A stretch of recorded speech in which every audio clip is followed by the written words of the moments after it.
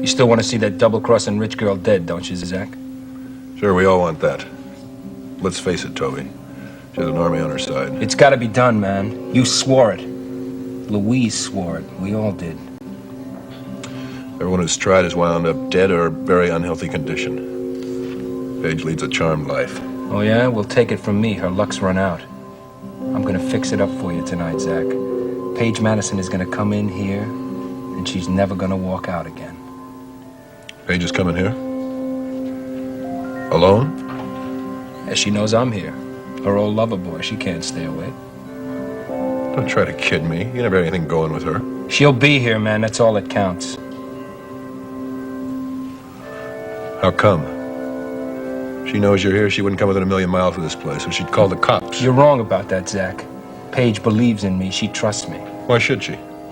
Because she does, that's all. She thinks I'm here in Monticello to try to save her life. And she bought that? You just be here at 7, understand? Her reservation's for 7:30. Reservation for how many? For 2. Who's the date? It's him, isn't it? That bodyguard of hers. That's right. I knew it. Follows her around like Mary's little lamb.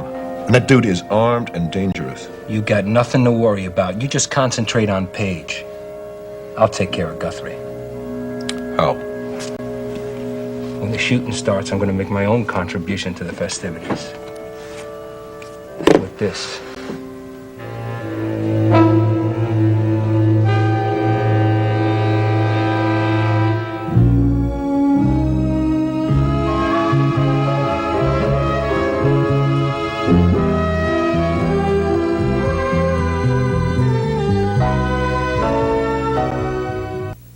I keep this under the bar for protection.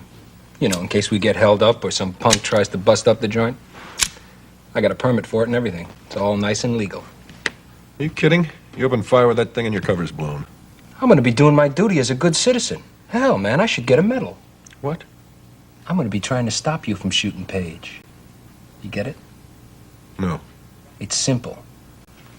Guthrie and Paige come in here tonight for an evening out. You make your move, and then I make mine. Doesn't sound like you're doing me any favor. I said I was gonna try to stop you. I didn't say I was gonna be successful. Yeah, when the action starts, I'm gonna make my move. Try to help my customers. But you know what a lousy shot I am? You're an expert, Toby. You got me confused with somebody else. Maybe this guy Toby's a good shot. But Mickey the bartender? He can't hit the side of a barn. He's gonna get so excited that shot's gonna go wild and it's gonna wind up right in that bodyguard's heart. That is one beautiful plan, Toby. Yeah.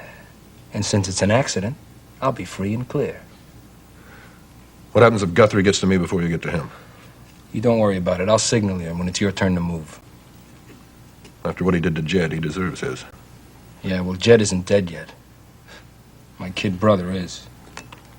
What are you talking about? When I came here, I had my kid brother move in with me, Joey. Kid was a punk, but he was the only family I had. One day, him and a sidekick of his decided to stick up a newspaper store. Well, at the time, Mr. Guthrie was Detective Guthrie of the PD. Yeah, cornered my kid brother when Joey pulled a toy gun on him. He gunned him down. Sorry, Toby. I didn't know about that. Guthrie claims it was an accident, a mistake. He didn't know it was a toy gun. Well, tonight, I'm gonna kill Guthrie just like he killed my brother. By mistake. Might call it poetic justice. You always did say don't get mad, get angry. That's exactly what we're gonna do tonight, Zack. We're gonna get even. For all of us. I won't let you down, Toby. Yeah, I know you won't. Listen, you wear a coat and tie tonight, huh? So you blend in with the crowd. I'll have a table reserved for you.